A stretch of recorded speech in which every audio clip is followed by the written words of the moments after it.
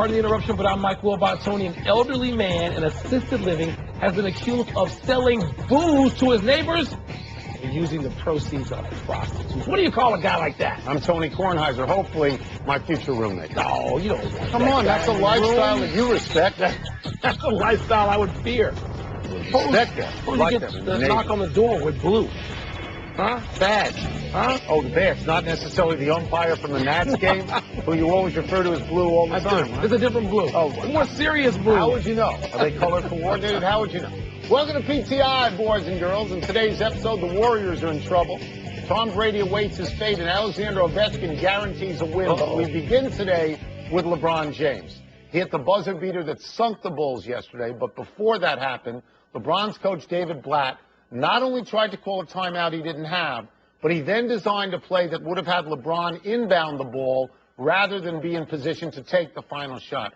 Wilbon, what would have happened to Blatt if he had called timeout or insisted on his original inbound play? Well, Tony, he did call timeout. If the officials had paid attention to him and awarded it, and then they wait, you have no timeouts, and there's a technical foul, Chris Webber and then land. still you're not even anymore. You're behind. Yep. It puts a certain sort of different pressure on the shot thing because you lose the game, not go to overtime.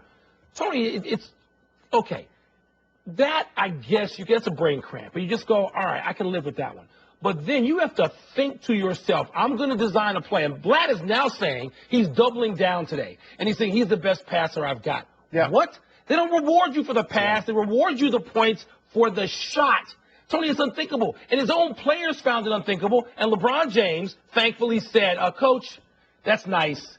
Give me the ball and get out of the way. Which Literally. is exactly what LeBron James should have said, which is exactly what Michael Jordan and Kobe Bryant have said 10,000 times. The difference here is that LeBron conceded it and said, I trashed the play. I scratched it. I scratched the play. That David Blatt, we've been discussing David Blatt since early in the season when I told you that LeBron James is the coach and David Blatt serves at his pleasure. And so I don't even want to discuss David Blatt. But wait a minute. This mortified you yesterday when I called you from the United Center. And I said, Tony, here's what you don't know yet. But what really mortified me was the fact that Joakim Noah fouled LeBron James 100 times out of 100, hit him with the body, hit him with the hand. LeBron should have been on the foul line. I mean, that was the Bulls should have had a LeBron chance. James fouled Jimmy Butler 3 times on the way down the court? I don't care about that. Why not? You go to the basket and you are hit by Noah. That has to be a foul call. It works out great for LeBron because he does exactly what he's supposed to do because he's the best player in basketball. He's the best guy. Spectacular shot, Tony.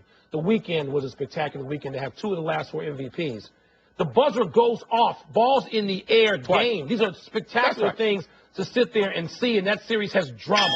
It's not nearly as well played as San Antonio and the Clippers, but the drama is unreal. I got 2 things. One is that LeBron James is playing with nobody out there. Kyrie Irving is at half speed. Kevin Love is not in the game. The last 4 minutes of that game, if he didn't see Mozgov, he took all the shots himself. I'm sorry.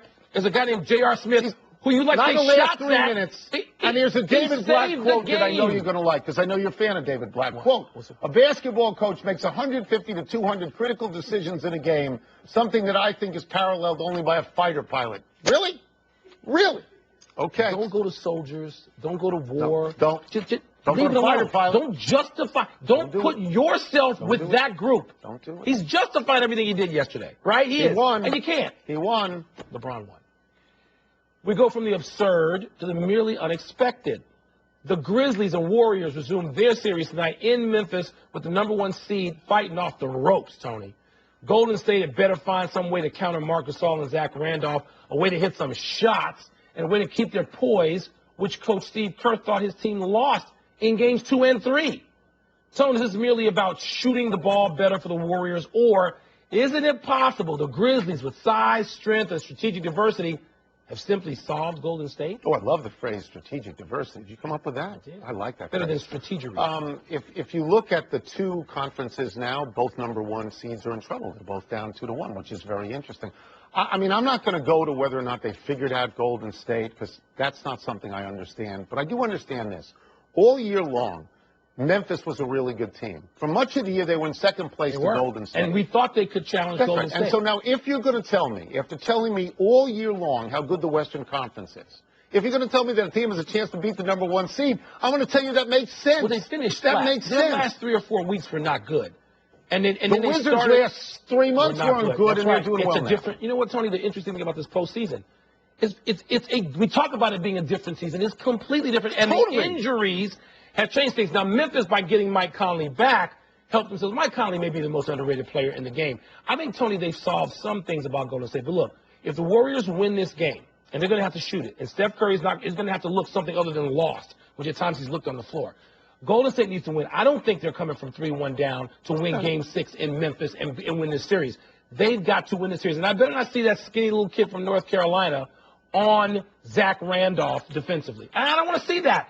Look, I know there's some matchups that favor Memphis, but they got to do a better job and include the coach. Memphis has 3 very good players. They got Randolph, they got Gasol, and they got Conley. You say that Conley's underappreciated. They're not underappreciated. They're unappreciated. Nobody knows who they are. I'll give you that. They're a very, very good team. I say this a lot because I actually mean it. The other team has coaches, too, and they watch film also, pretty good. And they're paid, and so they know what they're doing. Now, it's unusual over the course of the season that Steph Curry's 28% from 3 and only 40% from the field. It's unusual that Klay Thompson has only 6 threes in 3 games. Yeah, Tony Allen. But you know what? But they only need 1 breakout game. Shooters only need 1. Needs to be That's night. it. Don't you think? I do. The Washington Wizards went up 2-1 in their series against Atlanta over the weekend, even without John Wall. But they blew a 21-point lead at home in the 4th quarter and got bailed out by a Paul Pierce buzzer beater that slammed off the backboard. Wilbon, should the Wizards feel great or lucky? Paul Pierce should feel great. Everybody else should feel a little lucky. I called game. This is one of the great responses. It's just great. But it just shows you the presence of mind that Paul Pierce has, period. Tony, Paul Pierce knew going into this postseason what he could do, and so they're riding him, and they ought to, because he's got something they want, the rest of his teammates, I mean. So, okay, yeah, you feel a little lucky, but you built a 21-point lead over Atlanta without John Wall. That's pretty good. You had to fight him off. Now, I don't know what I expect tonight.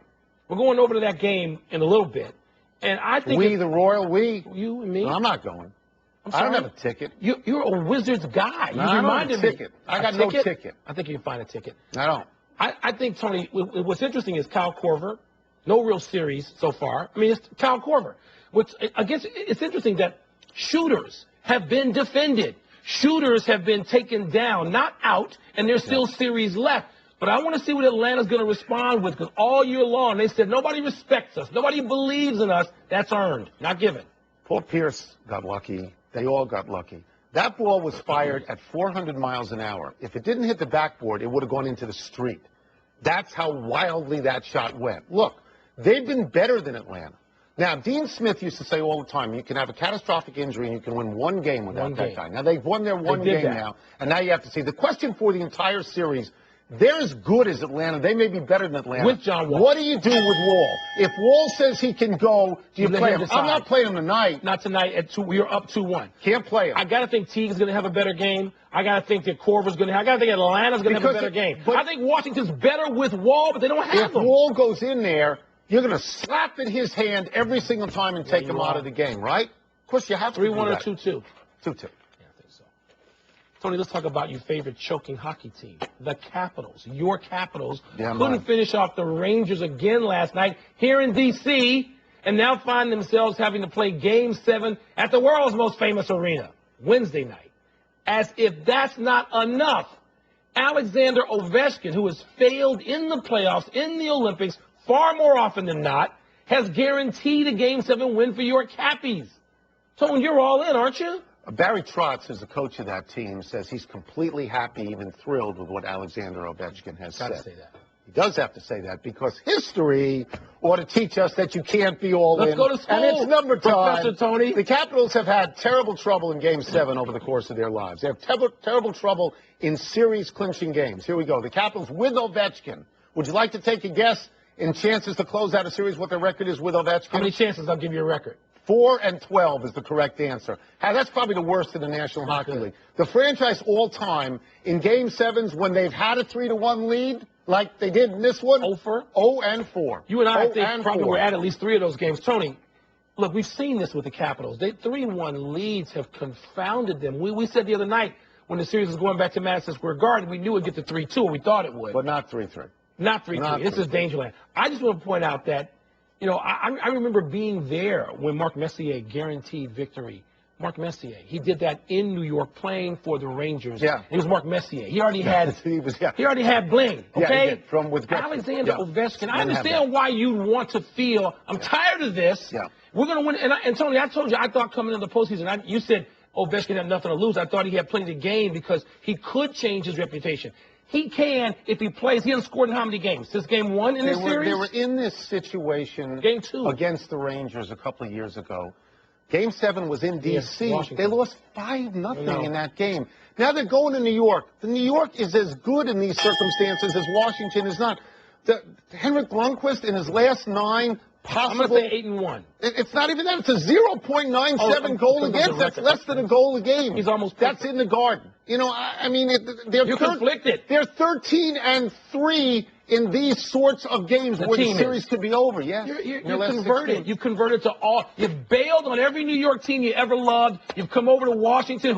I grew up with the New York Islanders, and the New York Rangers lived in Long Beach when I lived in Long Beach. So don't even ask me this Which question. one? Don't ask me. You won't pick. You don't ask. We're still waiting for the announcement on Tom Brady's punishment for his alleged part in Deflategate. Adam Schefter is reporting that Brady will likely be suspended, and Schefter is hearing that suspension might be between 2 and 4 games. Wilbon, will that satisfy the howling mob? I think like 70% of it. I mean, there's going to be a howling mob out there in defense of Brady. I mean, they're not as many. No, but it's sizable enough. You can hear them. They're in the northeast corner of the country. Probably, but you can hear them. And they don't want Brady to get any punishment. They want Brady to have a statue built that. Well, he should. That exonerates him completely. Well, he should have a statue. He'll have a statue. But Tony, I think it'll satisfy about 70% of the howling mob. I think you're probably right. 4, it'll go to 2. It could be 2 go to 1. I still think there's going to be a lot of trepidation for crossing Bob Kraft, if you will, in the commissioner's office. But don't you think that'll satisfy the reasonable folks out there who are critical of Brady, but don't think he should go to jail forever? Right, I'm going to tell you this. If he gets suspended at all, it's going to be unjust. I'm not going to say it's unfair. It's going to be unjust. This is like in baseball stealing signals. This is a very minor thing that's usually punishable by a fine. That's not going to happen here. I believe that he will probably get 2 to 4. I don't know what it'll be knocked down to, if it'll be knocked down. There's a mob howling out there because they couldn't get Belichick. They want Belichick. Belichick was specifically exonerated, so they're going to take Brady. But when you look at, originally, Roger Goodell wanted to give Ray Rice 2. Wanted to give him 2. And now you want to give Brady 4 or more? It changed. How does that work? The culture changed with the NFL because they didn't get it right on something much more serious and important. Now they're facing this, and they're facing, Tony, the league is facing the howling mob. The howling mob is saying, you're incompetent, you don't get these things right, you better get this one right. Tony, I don't know if they will or not. It's the court of public opinion. It's not a real court. In a real court, they don't have any proof. In a real court, it goes away. Some proof. No. Circumstantial proof. It's not even proof. It's more probable than not. That's strong. Now the court of law he's facing, it's a CBA. It's the shield. No. It's integrity of the game. That's exactly right. They set themselves out there as this all the time, the league does. Right. Let's take a break. But coming up, why aren't your Rockets with your boy? I love McHale. Changing, not him, Dwight Howard, changing their failing strategy. They are dogs. They are dogs. And just days after his fellow players called him the most overrated player on tour, Ricky Fowler wins. That talk's gone now, right? Especially after kissing her. She's nice. They don't need to say jack about Ricky Fowler after that. All right? That's right. Geico presents Strange Savings Stories. Astronomers detected an interstellar transmission. It stated, Geico, 15 minutes could save you 15% or more. The implications were staggering. Was the cosmos telling us we could all save hundreds on car insurance with Geico? Or did their radar merely pick up a signal from the nearby Rufus and Clyde's morning show? We may never know. Geico. 15 minutes could save you 15% or more on car insurance. We found out this morning that the intern can remove the calluses from my feet. Is that a curious? Let's see if he can find 4 good issues to begin with. Did forcing DeAndre Jordan to shoot 28 free throws in the first half hurt more than help the Rockets? Well, it didn't really help him, Tony. In the hack of possessions in the first half, the Rockets outscored the Clippers 17-14. That's not much of an advantage. And the Rockets distort their own lineup because they got guys they got to get in and out of there because Jay Smoove and Dwight Howard can't shoot free throws either, so then you're juggling your own lineup. It just seems to me you're preoccupied with minutia. When the big picture of this is the Rockets have played like dogs. You can't believe the Rockets, a second seed in the West, look this bad this deep into the series. I want to go to the larger issue here, and that is the possibility of changing the rule so that you won't have these hacking circumstances. Right. The first thing you learn with basketball is how to shoot a basketball. There are lots of big men who shoot foul shots well. Mozgov, in the other series, shoots foul shots well. If DeAndre Jordan can learn how to shoot foul shots, you can foul him all day long. Okay with as far as I am, kind of kills the game, though, Tom. There's a strategy to winning and losing. It's very simple. This team has multiple guys who want to. That series is over. Okay, they've lost by like 9 more points successfully. Don't go over the bell. I'm going over the bell.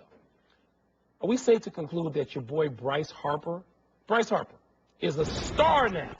He's been a star for a long time. A star is somebody you put the beer down and you go watch him hit. Right. He's been a star. Now he's becoming a great player.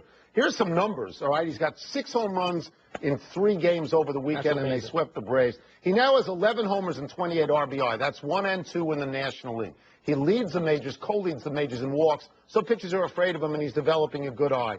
He's batting in a 10-2 streak, 10 games won, 2 games lost. He's batting .356. His OPS is over 1,300. He's a legit star now. Yes. And that's somewhat different. People can become stars, we know, from reality TV, from just hype.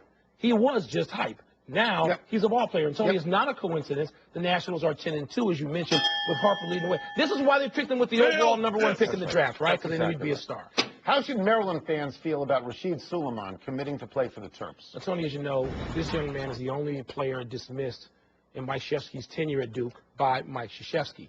And sexual assault charges, I mean, and the Duke newspaper has reported on this, but well, he's never been charged. He has never been charged. Allegations, I should say, not charges. So, Tony, he deserves a second chance, it seems to me. But Maryland, this is ironic. Maryland hates everything about Duke. Maryland spends all of its energies battling against Duke basketball, and now they want to take the one thing discarded by Duke basketball. It seems kind of perverse to me. Why would you want to do that if you hate this other school so much? Yeah, I grant your point. It's so odd for Maryland to do that. But I will say that Maryland has experience in situations like this. They took Des Wells when he was thrown off the basketball team at Xavier, and there was also allegations and furor. But not charges. And not charges. And he behaved like a model citizen for all we know, and he was a really good basketball player for Maryland. So they can do something like this. It is odd, though, to take a Duke. In theory, Tony, I say yes, he deserves a second chance. He's been charged with nothing. Maryland's going to be good. They might be preseason 1. They might be. Have they ever been preseason 1 in the long history of that basketball program? No. Do you think other PGA golfers will still call Ricky Fowler overrated now? Yeah, there was a poll this past week that Ricky Fowler and Ian Poulter were judged by other golfers as the most overrated. Each had 24% of the vote. That's really a lot. He just won the Players. I mean, he went 6 under in the last 6 holes. He birdied 17 twice in a row in the playoff. It's only his second tournament win. But, Mike, he was in the top 5 in all 4 majors last year. Yeah. Kids love him. He's not going to – you can't say he's overrated. I think there might have been a little jealousy there in terms of his popularity, but, not his results. And you know, at some point in professional ranks, you go from really young, and the word young goes before the young Ricky Fowler, you got to win.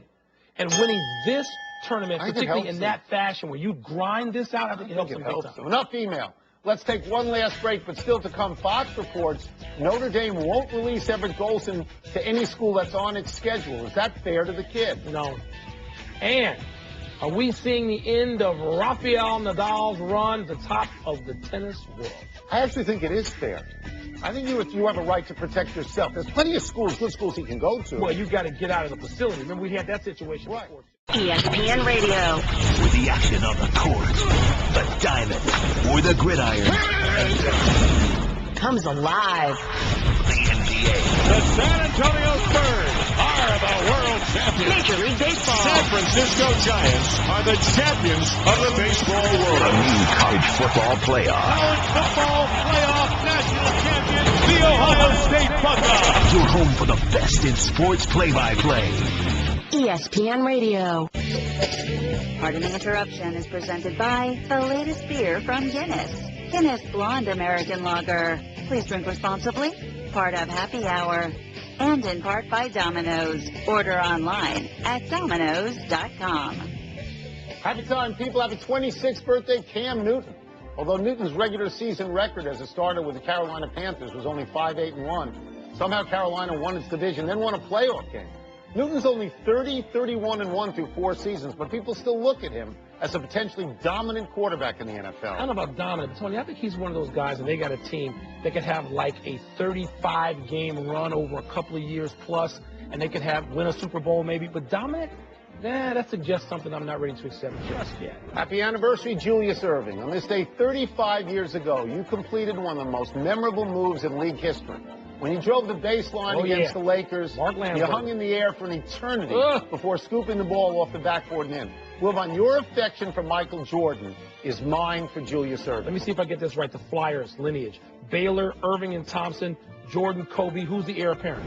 Is there one? Is there anybody right now? Not Harold Miner, I can tell you that. Let's go. Happy trails to the Calgary Flames. We're down to one Canadian team after the Ducks eliminated the Flames last night. Canada's last hope is Montreal. They're down 3-2. They play Game 6 tomorrow night in Tampa. Wilbon, are you sad for Canada? No, because Montreal's going to win. Montreal's going to win the game and the series in 7. They're going to win. All right. No real errors today, which is amazing when you consider we make as many split-second decisions as fighter pilots, and we're soldiers. Yeah. Let's go to the big finish. Let's do it. Bartolo Colon is the first pitcher to 6 wins this season. Did you have that? Because I did. No, was that the Bartolo Colon pool? You got a weight number you want to go over under? 250. 280. Fox reports Notre Dame won't release Everett Golson in any school on his 2015 schedule. You okay with that? ESPN says that Golson gave Notre Dame 10 schools, and they did not block any of those. They don't have to worry about it. Rafael Nadal is out of the top 5 for the first time in 10 years. Is that temporary? I don't know, Tony. He's sneaky young at 28, but there's a lot of wear and tear. A lot of mileage. Browns offensive coordinator John DeFilippo says Johnny Manziel has been the consummate professional since returning from rehab. Your thoughts? It's way too early for Johnny Manziel updates. Really way too early. Leave him alone. The Cubs open left field bleachers in Wrigley tonight. Is that significant? It's okay, but what will be more significant is some relief pitching, bullpen help. Not too many leads. We're out of time. Trying to do better the next time. I'm Tony Kornheiser. You were strikeouts, too. I'm Mike Wilbon. Same time tomorrow, Knuckleheads. Check out the PTI podcast on iTunes. Tracy Callahan, my florist. 2 of baseball's best go head-to-head in interleague action when the Tigers head to St. Louis to face the Cardinals. That one is gone! The pregame at 7 Eastern, first pitch at 8, Sunday on ESPN and ESPN Radio.